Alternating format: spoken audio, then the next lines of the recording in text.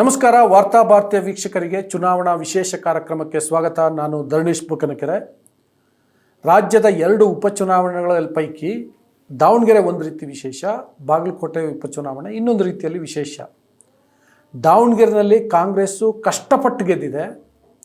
ಬಾಗಲಕೋಟೆಯಲ್ಲಿ ಬಹಳ ದೊಡ್ಡ ಅಂತರದಲ್ಲಿ ಅಂದರೆ 22,332 ಮತಗಳ ಅಂತರದಿಂದ ಗೆದ್ದಿದೆ. ಬಾಗಲಕೋಟೆಯಲ್ಲಿ ಇಂತಹ ಗೆಲುವನ್ನು ಸಾಧಿಸಲಿಕ್ಕೆ ಸಾಧ್ಯ ಆಗಿದ್ದು ಹೇಗೆ ಅನ್ನೋದಕ್ಕಿಂತ ಯಾರು ಕಾರಣ ಅನ್ನುವ ಪ್ರಶ್ನೆ ಕೂಡ ಕೇಳಿಬರ್ತಿದೆ. ಸತೀಶ್ ಜಾರಕಿಹೊಳಿ ಅಂತೇಳಿ ಚರ್ಚೆ ಕೂಡ ಆಗ್ತಿದೆ. ಸತೀಶ್ ಜಾರಕಿಹೊಳಿ ಅವ್ರ ಬಗ್ಗೆ ಯಾಕೆ ಚರ್ಚೆ ಆಗ್ತಿದೆ ಅಂತಂದರೆ, ಹಿಂದೆ ಇದೇ ಸತೀಶ್ ಜಾರಕಿಹೊಳಿಯವರು ಶಿಗ್ಗಾವಿ ಉಪಚುನಾವಣೆಯಲ್ಲೂ ಕೂಡ ಕೆಲಸ ಮಾಡಿದರು. ಕಾಂಗ್ರೆಸ್ಸನ್ನು ಗೆಲ್ಲಿಸ್ಕೊಳ್ಳೋದ್ರಲ್ಲಿ ಪ್ರಮುಖ ಪಾತ್ರವನ್ನು ವಹಿಸಿದರು. ಅಂಥದೇ ತಂತ್ರಗಾರಿಕೆಯನ್ನು ಬಾಗಲಕೋಟೆಯಲ್ಲಿ ಮಾಡಿ ಕಾಂಗ್ರೆಸ್ಸಿಗೆ ಗೆಲುವನ್ನು ತಂದುಕೊಟ್ಟಿದ್ದಾರೆ ಅಂತ ಚರ್ಚೆಗಳು ನಡೀತಾ ಇದ್ದಾವೆ. ಹಾಗಿದ್ರೆ ಸತೀಶ್ ಜಾರಕಿಹೊಳಿ ಅವರ ಪಾತ್ರ ಏನು? ಇದ್ರ ಬಗ್ಗೆ ಮಾತಾಡಲಿಕ್ಕೆ ನಮ್ಮ ಜೊತೆಗೆ ಹಿರಿಯ ಪತ್ರಕರ್ತರಾದಂತಹ ಹೊನ್ಕೆರೆ ನಂಜುಂಡೇಗೌಡರಿದ್ದಾರೆ. ಅವ್ರ ಜೊತೆ ಮಾತಾಡ್ತೀನಿ. ಸರ್, ಕಾರ್ಯಕ್ರಮಕ್ಕೆ ಸ್ವಾಗತ. ನಮಸ್ಕಾರ. ಬಾಗಲಕೋಟೆ ಗೆಲುವಿನಲ್ಲಿ ಸತೀಶ್ ಜಾರಕಿಹೊಳಿ ಅವರ ಪಾತ್ರ ಏನು? ಅಲ್ಲ, ಖಂಡಿತವಾಗಿ ಸತೀಶ್ ಜಾರಕಿಹೊಳಿ ಪಾತ್ರ ಇದ್ದೇ ಇದೆ. ಯಾಕೆಂದರೆ ಚುನಾವಣೆಗೆ ಮುಂಚೆ 2-3 ತಿಂಗಳು ಮುಂಚೆ ಹೋಗಿ ಅವರು ಉಳ್ಕೊಂಡಿದ್ರು ಬಾಗಲಕೋಟೆಯಲ್ಲಿ. ಆಮೇಲೆ ಜನಗಳ ಜೊತೆ ನಿರಂತರವಾಗಿ ಸಂಪರ್ಕದಲ್ಲಿದ್ದರು, ಮಾತಾಡಿದ್ರು, ಕನ್ವಿನ್ಸ್ ಮಾಡಿದ್ರು, ಪಾರ್ಟಿ ಬಗ್ಗೆ ವಿವರಿಸಿದ್ರು, ಕ್ಯಾಂಡಿಡೇಟ್ ಬಗ್ಗೆ ಮಾತಾಡೋಕ್ಕೆ ಶುರು ಮಾಡಿದರು. ಒಂದು ಪಿಚ್ಚನ್ನು ಏನಂತೀರಿ ನೀವು, ಆಟಕ್ಕೆ ಮುಂಚೆ ಪಿಚ್ಚನ್ನು ರೆಡಿ ಮಾಡ್ತಾರಲ್ಲ, ಕ್ರಿಕೆಟ್ ಆಟಕ್ಕೆ ಮುಂಚೆ ಒಂದು ಮೈದಾನವನ್ನು ರೆಡಿ ಮಾಡ್ತಾರಲ್ಲ, ಆ ಥರ ಒಂದು ಪಿಚ್ಚನ್ನು ರೆಡಿ ಮಾಡಿದ್ರು ಸತೀಶ್ ಜಾರಕಿಹೊಳಿ. ಸೊ ಹಾಗಾಗಿ ಅವ್ರದ್ದು ಭಾಳ ಇಂಪಾರ್ಟೆಂಟ್ ಪಾತ್ರ ಇದೆ. ಬರೀ ಅಲ್ಲಿ ಕುತ್ಕೊಂಡ್ರೆ ಕೆಲಸ ಆಗಲ್ಲ. ಯಾರ ಜೊತೆ ಮಾತಾಡಬೇಕು, ಏನು ಸ್ಟ್ರಾಟಜಿಗಳು ಮಾಡಬೇಕು, ಯಾರ್ಯಾರು ಕಳಿಸ್ಬೇಕು, ಯಾರ್ಯಾರು ಯಾವ ಜವಾಬ್ದಾರಿ ಕೊಡಬೇಕು, ಪ್ರತಿಯೊಂದೂ ಕೂಡ ಅವರು ತಂತ್ರಗಳನ್ನ ಎಣ್ದಿದ್ದಾರೆ. ಅದರಲ್ಲಿ ಸಕ್ಸಸ್ ಆಗಿದ್ದಾರೆ. ಹಂಗಾಗಿ ಅವ್ರಿಗೆ ಅದರ ಕ್ರೆಡಿಟ್ ಕೊಡಬೇಕು. ಅವ್ರ ಜೊತೆಗೆ ಅವ್ರು ಕೋರ್ ಕಮಿಟಿ ಮಾಡಿದರು ಅಂತ ಈಗ ತಾನೇ ನೀವು ಹೇಳ್ತೀರಿ. ಕೋರ್ ಕಮಿಟಿಲಿ ಇದ್ದಂಥವರು ಕೂಡ ಅವ್ರ ಜೊತೆ ಕೈ ಜೋಡಿಸಿದ್ದಾರೆ. ಬಟ್ ಈಸ್ ದ ಕ್ಯಾಪ್ಟನ್ ಅಂತ ಒಂದು ಟೀಮ್ಗೆ ಒಂದು ಒಬ್ಬ ಕ್ಯಾಪ್ಟನ್ ಬೇಕಲ್ಲ, ಅದೇ ಥರ. ಆಮೇಲೆ ಶಿಗ್ಗಾವಿ ಕೊಟ್ಟಂಥ ಜವಾಬ್ದಾರಿನ ಅವರು ಸಮರ್ಥವಾಗಿ ನಿಭಾಯಿಸಿದ್ದಾರೆ. ಅದೇ ಕಾರಣಕ್ಕೆ ಇಲ್ಲಿ ಆ ಥರದ ಜವಾಬ್ದಾರಿಯನ್ನು ಕೂಡ ಇಲ್ಲೇ ಕೊಟ್ಟಿದ್ದಾರೆ ಅವರು. ಅವ್ರ ಬಗ್ಗೆ ಒಂದು ಮಾಹಿತಿ ಏನು ಬಂದು ಅಂದರೆ, ಪರ್ಟಿಕ್ಯುಲರ್ಲಿ ಎಲ್ಲ ಸಮುದಾಯದವ್ರನ್ನ ಕರೆದು ಅವ್ರ ಸಂಖ್ಯೆಯಲ್ಲಿ ಎಷ್ಟಿದ್ದಾರೆ, ಎಲ್ಲೆಲ್ಲಿದ್ದಾರೆ, ಅವ್ರದ್ದು ಡಿಮಾಂಡ್ಸ್ ಏನು. ಡಿಮಾಂಡ್ಸ್ ಅಂದರೆ ಯಾರಿಗೋ ಯಾವುದೋ ಒಂದು ಬೋರ್ಡ್ ಕಾರ್ಪೊರೇಷನ್ ಕೊಡಿ ಅಂತ ಕೇಳ್ಬೋದು, ಅಥವಾ ಅವ್ರಿಗೆ ಹೆಚ್ಚಿರುವಂಥ ಊರಿಗೆ ಏನೋ ಒಂದು ರಸ್ತೆ ಸರಿ ಇಲ್ಲ ಅಂತನೋ, ಬೋರ್ವೆಲ್ ಸರಿ ಇಲ್ಲ ಅಂತನೋ ಏನೋ ಒಂದು ಕೇಳ್ಬೋದು. ಈ ಥರದ್ದು ಏನೇನೋ ಇರುತ್ತಲ್ಲ, ಅಂಥದ್ದೆಲ್ಲವನ್ನು ಕೇಳಿ ಅದನ್ನೆಲ್ಲ ಅಡ್ರೆಸ್ ಮಾಡಿ ನೀವು ಕಾಂಗ್ರೆಸ್ ಪಕ್ಷಕ್ಕೆ ಬೆಂಬಲ ನೀಡಿ ಅಂತ ಕೇಳ್ತಾರೆ. ಮತ್ತು ಬೆಂಬಲ ನೀಡೋ ರೀತಿಯಲ್ಲಿ ಮಾಡ್ತಾರೆ. ಅಲ್ಲ, ಅದನ್ನೇ ನಾನು ಹೇಳಿದ್ದು, ಸ್ಟ್ರಾಟಜಿಗಳು ಮಾಡೋದು ಅಂತ. ಇದೊಂದೇ ಅಲ್ಲ, ವಿಜಯಪುರ ಯೂನಿವರ್ಸಿಟಿ ಯಾವುದೋ ಒಂದು ತಮ್ಮ ಸಮುದಾಯದ ಯಾವುದೋ ಒಂದು ಇದು ಮಾಡಿ ಅಂತ ಹೇಳ್ಬೋದು, ಅಧ್ಯಯನ ಪೀಠ ಮಾಡಿ ಅಂತ ಕೇಳ್ಬೋದು, ಇನ್ನೇನೋ ಕೇಳ್ಬೋದು. ಇವೆಲ್ಲವೂ ಸ್ಟ್ರಾಟಜಿಯ ಒಂದು ಭಾಗ. ಎಲ್ಲ ಕರೆದು ಇದಕ್ಕೆ ಆ ಕ್ಷೇತ್ರಕ್ಕೆ ಏನಾಗಬೇಕು, ಅಲ್ಲಿಯ ಅಗತ್ಯಗಳೇನು, ಆಮೇಲೆ ಗೆದ್ದರೆ ಏನೇನು ಮಾಡ್ತೀವಿ ಅಂತ ಜನಗಳಿಗೆ ಭರವಸೆ ಕೊಡ್ತಾರಲ್ಲ, ಅದೇ ಸ್ಟ್ರಾಟಜಿ. ಆ ಸ್ಟ್ರಾಟಜಿನ ಭಾಳ ಸಕ್ಸಸ್ಫುಲ್ಲಾಗಿ ಮಾಡಿದ್ದಾರೆ ಇವರು. ಅವ್ರ ಜೊತೆಗೆ ಬೇರೆಯವರು ಕೂಡ ನೀವು ಹೇಳ್ದಂಗೆ ತಂಡದಲ್ಲಿರೋ ಉಳಿದವರು ಕೂಡ ಕೈ ಜೋಡಿಸಿದ್ದಾರೆ. ಹಂಗಾಗಿ ಅವರು ಭಾಳ ಮುಖ್ಯವಾದ ಪಾತ್ರ ವಹಿಸಿದ್ದಾರೆ. ಇನ್ನೊಂದು ನಾನು ನಿಮ್ಗೆ ಹೇಳಬೇಕಾಗಿದ್ದು, ಅಂಥದ್ದೇ ಒಂದು ಜವಾಬ್ದಾರಿಯನ್ನು ದಾವಣಗೆರೆ ಕೊಡ್ಬೋದಾಗಿತ್ತು. ಒಂದು ಟೀಮ್ ಮಾಡಿಬಿಟ್ಟು ಇವ್ರು ಕೊಡ್ಬೋದಾಗಿತ್ತು. ಕೊಟ್ಟಿದ್ರೆ ನನಗೆ ಗೊತ್ತಿಲ್ಲ. ಬಟ್ ಅಲ್ಲಿಗೆ ಇವ್ರು ಬರಲಿಲ್ಲ, ಸತೀಶ್ ಜಾರಕಿಹೊಳಿ ಬರಲಿಲ್ಲ. ಯಾಕೆಂದರೆ 5 ಮತಗಳಲ್ಲಿತ್ತು.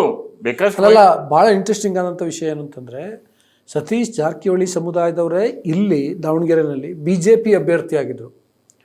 ಹಂಗಿದ್ದೂ ಕೂಡ ನಮ್ಮ ಸಮುದಾಯದ ಮತಗಳನ್ನು ಕಾಂಗ್ರೆಸ್ಗೆ ಕೊಡಿಸ್ಬೇಕು ಅನ್ನೋ ಕಾರಣಕ್ಕೆ ಅವರು ದಾವಣಗೆರೆಗೆ ಬರಲಿಲ್ಲ. ತಮಗೆ ಬಾಗಲಕೋಟೆ ಜವಾಬ್ದಾರಿಯನ್ನು ಕೊಟ್ಟಿದೆ. ಬಾಗಲಕೋಟೆಯಲ್ಲಿ ಅಟ್ ಎನಿ ಕಾಸ್ಟ್ ಕಾಂಗ್ರೆಸ್ ಪಕ್ಷವನ್ನು ಗೆಲ್ಲಿಸ್ಬೇಕು ಅಂತ ಅಲ್ಲೇ ಠಿಕಾಣ ಹೂಡಿ ಗೆಲ್ಲಿಸಿದ್ರು. ಅಲ್ಲ, ಅದು ಸರಿ, ನೀವು ಹೇಳ್ತೀರಿ, ನಾನು ಡಿಸ್ಪ್ಯೂಟ್ ಮಾಡ್ತಿಲ್ಲ. ಅಲ್ಲಿ 2-3 ತಿಂಗಳು ತೆಗೆದಂಥ ಸತೀಶ್ ಜಾರಕಿಹೊಳಿ ಇಲ್ಲಿ 1 ವಾರ ಬಂದಿದ್ದು ಸಾಕಾಗ್ತಿತ್ತು. ದಾವಣಗೆರೆಗೆ 1 ವಾರ ಬಂದು ಕೂತ್ಕೋಬೋದಾಗಿತ್ತು. ಚುನಾವಣೆ ಹತ್ರದಲ್ಲೋ ಅಥವಾ ಚುನಾವಣೆ ದೂರದಲ್ಲೋ ಬಂದು ಕೂತ್ಕೊಂಡು ಯಾರ್ಯಾರ ಜೊತೆ ಮಾತಾಡ್ಬೋದಾಗಿತ್ತು, ಏನೇನು ಮಾಡಬೇಕು ಎಲ್ಲ ಗೊತ್ತಿತ್ತು ಅವ್ರಿಗೆ. ಬಂದು ಕೂತ್ಕೋಬೋದಾಗಿತ್ತು. ಆದರೆ ಬರಲಿಲ್ಲ ಇಲ್ಲಿಗೆ. ಜವಾಬ್ದಾರಿ ಕೊಡಬೇಕಿತ್ತು. ಅಲ್ಲ, ಕೊಟ್ಟಿದ್ರೆ ಗ್ಯಾರಂಟಿ ಮಾಡ್ತಿದ್ರು. ಬಹುಶಃ ಪಕ್ಷ ಹೇಳಲಿಲ್ಲ ಅನಿಸುತ್ತೆ. ಅದೇನೋ ನಾವು ಆಗಲೇ ಮಾತಾಡ್ದಂಗೆ, ಇನ್ನೊಂದು ವಿಡಿಯೋದಲ್ಲಿ ನಾವು ಮಾತಾಡ್ದಂಗೆ, ಬಹುಶಃ ಅಲ್ಲಿಯ ಗುಂಪುಗಾರಿಕೆಗಳು ಬೇರೆ ಬೇರೆ ಕಾರಣಗಳಿಂದಾಗಿ ಅವರಲ್ಲಿ ಬಂದಿಲ್ಲ ಅಂತ ಅನಿಸುತ್ತೆ. ಅವ್ರು ಬಂದಿಲ್ಲ ಅಂತ ಅಪಸ್ವರಗಳಿಗೆ ಕೇಳ್ತು. ಅಷ್ಟೇ ಅಲ್ಲ, ಇನ್ನೂ ಸುಮಾರು ಜನ ಹಿಂದ ನಾಯಕರುಗಳು ಅಲ್ಲಿ ಹೋಗಿಲ್ಲ ಅನ್ನೋ ಒಂದು ಅಪಸ್ವರ ಈಗಲೂ ಕೇಳ್ತಾ ಇದೆ. ಇನ್ಮೇಲೆ ಅದು ಜೋರಾಗ್ಬೋದು, ಈ ಥರದ ಅಪಸ್ವರಗಳು ಜೋರಾಗ್ಬೋದು. ಯಾಕೆ ಅಲ್ಲಿ ಕಡಿಮೆ ಮಾರ್ಜಿನ್ ಆಯಿತು ಅಂತೇಳಿ ಈಗ ಆತ್ಮಾವಲೋಕನ ಮಾಡ್ಕೊಳಕ್ಕೆ ಮುಂದೆ ಸಭೆ ಕರಿಬೋದು, KPCC ಅಧ್ಯಕ್ಷರು ಕರಿಬೋದು, ಕರೆದೇ ಕರೀತಾರೆ. ಅದು ಬಿಡಿ, ಬಾಗಲಕೋಟೆ ಅದು ಹೇಳಿ ಸರ್. ಅದೇ ಆ ಕಾರಣಕ್ಕೆ ಇಲ್ಲಿ ಅವ್ರು ಬರಲಿಲ್ಲ, ಅಲ್ಲಿ ಕೂತ್ಕೊಂಡ್ರು, ಅಲ್ಲಿ ಗೆಲ್ಸಿದ್ರು, ಮಾರ್ಜಿನ್ ಜಾಸ್ತಿ ಆಯಿತು, ಇಲ್ಲಿ ಮಾರ್ಜಿನ್ ಕಮ್ಮಿ ಆಯಿತು ಅಂತ. ಅಲ್ಲಿ ನಿಜವಾಗ್ಲೂ ಸತೀಶ್ ಜಾರಕಿಹೊಳಿ ಕೆಲಸ ಮಾಡಿದ್ದಾರೆ. ಅಲ್ಲಿ ನಾನು ಲೋಕಲ್ ಸುಮಾರು ಜನ ನನ್ನ ಕಲೀಗ್ಸ್ ಇದ್ದಾರೆ, ನನ್ನ ಮಾಜಿ ಸಹೋದ್ಯೋಗಿಗಳಿದ್ದಾರೆ, ನಾನು ಕೆಲಸ ಮಾಡ್ತೀನಿ ಅಂತ ಪತ್ರಿಕೆಯ ಮಾಜಿ ಸಹೋದ್ಯೋಗಿಗಳು, ಅವರೆಲ್ಲ ಹೇಳ್ತಿದ್ರು ಸತೀಶ್ ಜಾರಕಿಹೊಳಿ ಬಂದು ಇಲ್ಲೇ ಕೂತ್ಬಿಟ್ಟಿದ್ದಾರೆ, ಕದಲಿಲ್ಲ ಅವರು, ಈ ಕ್ಷೇತ್ರ ಬಿಟ್ಟು ಹೋಗಿಲ್ಲ ಅಂತ. ಅದೇ ದೊಡ್ಡ ಇದು ಕಾಂಗ್ರೆಸ್ಗೆ ಏನಂತೀರಿ, ಒಂದು ಏನಂತೀರಿ, ಪ್ರೇರಣೆ ಅಂತ ಹೇಳ್ಬೋದು, ಸ್ಫೂರ್ತಿ. ಸತೀಶ್ ಜಾರಕಿಹೊಳಿ ಅವರು ಸಾಮಾನ್ಯವಾಗಿ ಹೆಚ್ಚು ಮಾತಾಡಲ್ಲ, ಸೈಲೆಂಟಾಗಿರ್ತಾರೆ. ಆದರೆ ಕೊಟ್ಟ ಕೆಲಸನ ಈ ರೀತಿ ಏನೋ ಒಂದು ರಿಸಲ್ಟ್ ಓರಿಯೆಂಟೆಡ್ ಆಗಿ ಮಾಡಿರ್ತಾರೆ.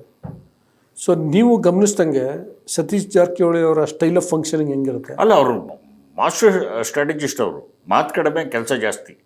ನೀವು ಹೇಳಿದ್ರಿ ಈಗ ಮಾತು ಕಡಿಮೆ ಕೆಲಸ ಜಾಸ್ತಿ, ಅವ್ರು ಕೆಲಸ ಮಾಡಿ ತೋರಿಸ್ತಾರೆ. ನೀವು ನೋಡಿ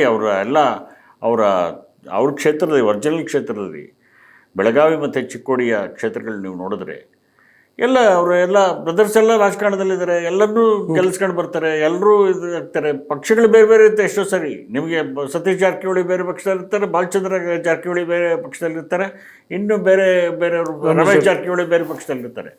ಆದರೆ ಒಳಗಡೆ ಅವರೆಲ್ಲ ಒಂದೇ, ಎಲ್ಲ ಸೇರ್ಕಡೆ ಸ್ಟ್ರಾಟಜಿಗಳು ಮಾಡೋದು. ಪಕ್ಷ ಬೇರೆ, ಆದರೆ ಮನೆ ಮಾತ್ರ ಒಂದೇ, ಪಕ್ಷಗಳು ಬೇರೆ.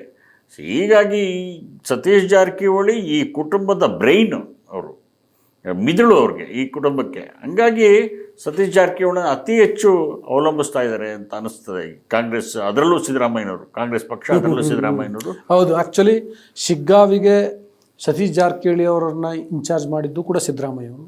ಈಗಲೂ ಕೂಡ ಬಾಗಲಕೋಟೆಗೆ ನೀವೇ ಹೋಗಲ್ಲಿ ಕೂತ್ಕೊಂಡು ಕೆಲಸ ಮಾಡಬೇಕು ಅಂತ ಕಳಿಸಿದ್ದು ಸಿದ್ದರಾಮಯ್ಯನವರು. ಹೌದು, ಇವಾಗ ಸಿದ್ದರಾಮಯ್ಯ ಚಾಯ್ಸ್. ಹೌದು. ಸೊ ನೀವು ಹೇಳ್ದಂಗೆ ಅದು ಅವಲಂಬನೆನಾ ಅಥವಾ ಗ್ಯಾರಂಟಿ ಇವ್ರಿಗೆ ಕೊಟ್ಟಿಲ್ಲ? ಅದು ವಿಶ್ವಾಸ, ನಂಬಿಕೆ. ಅದು ಅವಲಂಬನೆ ಅಲ್ಲ, ವಿಶ್ವಾಸ ಮತ್ತು ನಂಬಿಕೆ. ಆಮೇಲೆ ಇವೆಲ್ಲ ನೀವು ಈಗ ರಿಸಲ್ಟ್ ಕೊಟ್ಟರೆ, ಇದನ್ನು ಈಗ ಶಿಗ್ಗಾವಿ ಇರ್ಬೋದು, ಇದು ಬಾಗಲಕೋಟೆ ಇರ್ಬೋದು, ಈ ರಿಸಲ್ಟ್ ಕೊಟ್ಟರೆ ಮುಂದಿನ ಅವರ ಪ್ರಮೋಷನ್ಗಳಿಗೆ ಅನುಕೂಲ ಆಗುತ್ತೆ. ಜಾರಕಿಹೊಳಿಗೆ KPCC ಅಧ್ಯಕ್ಷರಾಗ್ಬೋದು. ಮುಂದೆ ಹೇಳ್ದಂಗೆ ಅವರೇ ಹೇಳ್ಕೊಂಡಂಗೆ 2028ಕ್ಕೆ ಚುನಾವಣೆ ನಂತರ ನಾನೇ ಮುಖ್ಯಮಂತ್ರಿಗೆ ಕ್ಲೈಮ್ ಮಾಡ್ತೀನಿ ಅಂತ ಹೇಳಕ್ಕೋಬೋದು. ಹಾಗೆಲ್ಲ ನಾನು ಹಿಂಗೆ ಮಾಡಿದ್ದೀನಿ, ನನಗೆ ಯಾಕೆ ಕೊಡಲ್ಲ ಅಂತ ಕೇಳ್ಬೋದೇನು ಪಕ್ಷಕ್ಕೆ, ಹೇಳೋಕ್ಕಾಗಲ್ಲ ಹೆಂಗೆ ಅಂತ. ಇದೊಂದು ಪ್ರಮೋಷನ್ಗೆ ಒಂದು ದಾರಿ ಅಷ್ಟೇ ಇವು. ಮತ್ತೊಂದು ಈಗ ಆಮೇಲೆ ಲಾಯಲ್ಟಿ, ಪಕ್ಷಕ್ಕಿರುವಂಥ ಲಾಯಲ್ಟಿ. ಇನ್ನೊಂದು, ಈಗ ಈ ಪರಿಶಿಷ್ಟ ಪಂಗಡದ ನಾಯಕತ್ವ ಮೊದಲು ಶ್ರೀರಾಮುಲು ಅಂತ ಹೇಳ್ತಿದ್ರು, ಈಗ ಅದು ಸತೀಶ್ ಜಾರಕಿಹೊಳಿ ಅಂತ ಹೇಳ್ತಿದ್ದಾರೆ. ಜೊತೆಗೆ BJPನಲ್ಲೂ ಕೂಡ ಶ್ರೀರಾಮುಲು ಅವ್ರಿಗೆ ಅಷ್ಟು ಮಾನ್ಯತೆ ಸಿಗ್ತಿಲ್ಲ, ಅವರು ಸೋತರು, ಇದೆಲ್ಲ ಆಯಿತು. ಪರಿಶಿಷ್ಟ ಪಂಗಡದವರು ಇನ್ಫ್ಯಾಕ್ಟ್ ಲಾಸ್ಟ್ ಟೈಮು ಕಾಂಗ್ರೆಸ್ ಪಕ್ಷಕ್ಕೆ ಭಾಳ ಒಳ್ಳೆಯ ರೀತಿಯಲ್ಲಿ ಮತ ಕೊಟ್ಟಿದ್ದರು. ಅದೇ ಕಾರಣಕ್ಕೆ ಕಾಂಗ್ರೆಸ್ ಕೂಡ 3 ಜನ ಮಂತ್ರಿ ಮಾಡಿತ್ತು, ಬಿಡಿ 2 ಬೇರೆ ಹೋದರು. ಇದು ಅಂದರೆ ಸತೀಶ್ ಜಾರಕಿಹೊಳಿ ಅವರ ನಾಯಕತ್ವ ದಿನದಿಂದ ದಿನಕ್ಕೆ ಡೆವಲಪ್ ಆಗ್ತಿದೆಯಾ ಅಂತ?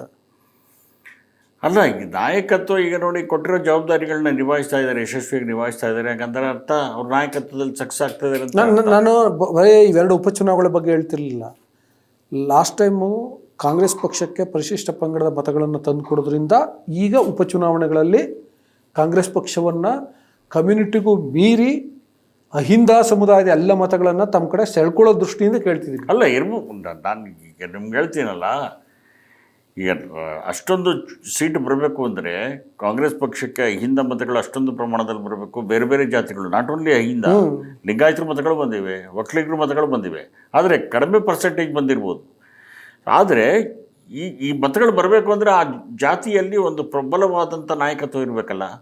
ಈಗ ಸದ್ಯಕ್ಕೆ ಕಾಣಿಸ್ತಾ ಇರೋದು ನೀವು ಹೇಳ್ದಂಗೆ ಶ್ರೀರಾಮುಲು BJP ಸ್ವಲ್ಪ ದುರ್ಬಲ ಆಗಿದ್ದಾರೆ, BJP ರಾಜ್ಯದಲ್ಲಿ ದುರ್ಬಲ ಆಗಿದೆ, ಶ್ರೀರಾಮುಲು ನಾಯಕತ್ವ ದುರ್ಬಲ ಆಗಿದೆ. ಮತ್ತು ಸತೀಶ್ ಜಾರಕಿಹೊಳಿ ಸ್ಟ್ರಾಟಜಿ ಮಾಡೋದ್ರಲ್ಲಿ ಸತೀಶ್ ಜಾರಕಿಹೊಳಿಗೆ ಶ್ರೀರಾಮುಲು ಈಕ್ವಲ್ ಅಲ್ಲ, ಸಾಧ್ಯ ಅಲ್ಲ. ಹೌದೌದು, ಅವ್ರಿಗೆ ಕಷ್ಟ. ಇವರು ಮಾತಾಡೋದು ಕಡಿಮೆ, ಅವ್ರು ಮಾತಾಡ್ತಾರೆ, ಮಾತಾಡೋದು ಜನರಿಗೆ ಅರ್ಥ ಆಗಲ್ಲ, ಕಮ್ಯುನಿಕೇಟ್ ಆಗಲ್ಲ. ಆ ಸಮಸ್ಯೆ ಇದೆ ಇವರಿಬ್ಬರಲ್ಲಿ.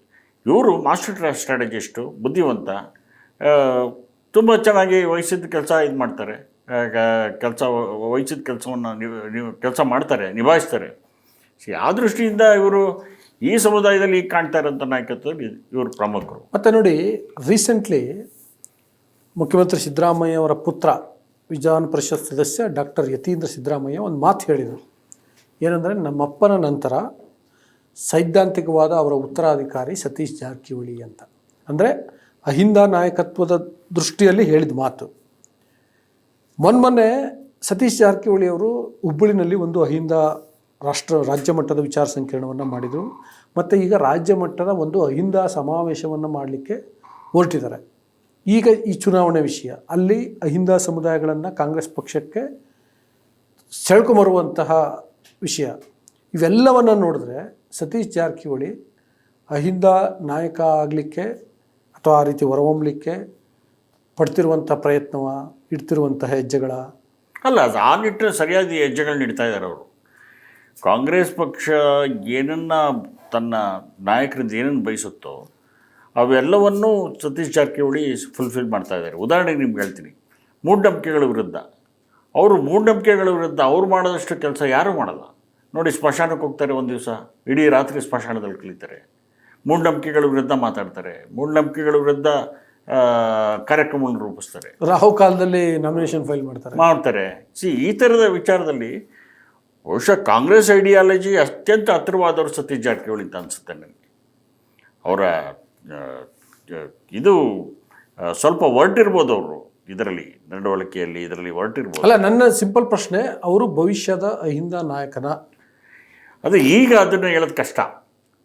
ನಿನ್ನೆ ಇಡೀ ಈಗ ನೋಡಿ, ತಮಿಳುನಾಡು ಚುನಾವಣೆ ಬಗ್ಗೆ ಮಾತಾಡ್ತಿದ್ದವರು, ವಿಜಯ್ ಥರ ಒಬ್ಬ ನಾಯಕ ಅಲ್ಲಿ ಎಮರ್ಜ್ ಆಗ್ತಾನೆ ಅಂತ ಯಾರು ಅನ್ಕೊಂಡಿದ್ರಾ?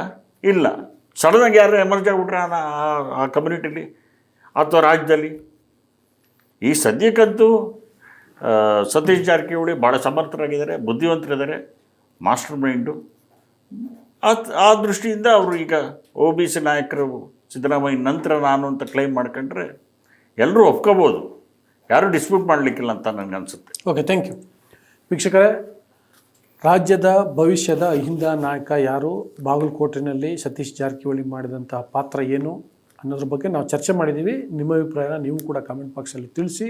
ಅದಲ್ಲದೆ ಇನ್ನೂ ವಾರ್ತಾಭಾರತಿಯನ್ನು ಸಬ್ಸ್ಕ್ರೈಬ್ ಮಾಡಿಲ್ಲ ಅಂದರೆ ದಯವಿಟ್ಟು ಸಬ್ಸ್ಕ್ರೈಬ್ ಮಾಡಿ, ಲೈಕ್ ಮಾಡಿ, ಶೇರ್ ಮಾಡಿ, ಬೆಲ್ ಬಟನನ್ನು ಪ್ರೆಸ್ ಮಾಡಿ. Thank you. ನಮ್ಮ ಕಾರ್ಯಕ್ರಮಗಳನ್ನು ನೀವು ನೋಡ್ತಾ ಇದ್ರೆ ನಮ್ಮ ಚಾನೆಲ್ ಅನ್ನ ಸಬ್ಸ್ಕ್ರೈಬ್ ಮಾಡಿ, ಪಕ್ಕದ ಬೆಲ್ ಐಕಾನ್ ಒತ್ತಿ ನಮ್ಮನ್ನ ಬೆಂಬಲಿಸಿ. ಹಾಗೆ ನಮ್ಮ ಕಾರ್ಯಕ್ರಮಗಳನ್ನ ಲೈಕ್ ಮಾಡಿ, ಕಮೆಂಟ್ ಮಾಡಿ, ಅದನ್ನ ಬೇರೆಯವರಿಗೂ ವಾಟ್ಸ್ಆಪ್ ಮೂಲಕ ಶೇರ್ ಮಾಡಿ. ನೀವು ಹೀಗೆ ಮಾಡಿದಾಗ ನಮ್ಮ ಚಾನೆಲ್ ಮತ್ತಷ್ಟು ಜನರಿಗೆ ತಲುಪಲು ನೀವು ನಮ್ಮೊಂದಿಗೆ ಸಹಕರಿಸಿದ ಹಾಗಾಗುತ್ತೆ. ಇದು ನೀವು ಯಾವುದೇ ಖರ್ಚಿಲ್ಲದೆ ಕೆಲವೇ ಸೆಕೆಂಡುಗಳಲ್ಲಿ ನೀಡಬಹುದಾದ ಸಹಕಾರ. ಧನ್ಯವಾದ.